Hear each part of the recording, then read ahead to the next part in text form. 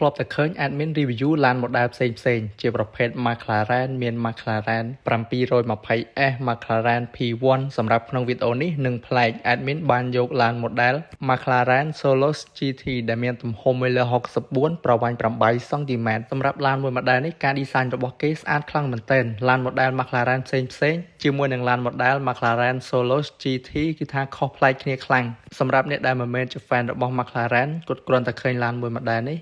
គាត់នឹងគិតថា model ផ្សេងដោយសារការ design របស់គេប្លែកខ្លាំងដោយ admin បានជម្រាបខាងដើមវីដេអូនេះអញ្ចឹងប៉ុន្តែសម្រាប់អ្នកដែលគាត់ជា fan របស់ McLaren ដោយ admin អីគ្រាន់តែឃើញគឺដឹងតែម្ដងដោយសារតាមដានគ្រប់ model តោះឥឡូវនេះយើងចូលមក detail អំពីឡាន model យើងវិញសម្រាប់ការ design របស់គេទាំងខាងមុខខាងក្រោយចំហៀងស្វែងស្ដាំគឺថាលម្អិតខ្លាំងតែម្ដងសំខាន់មានកញ្ចក់ acrylic ទៀត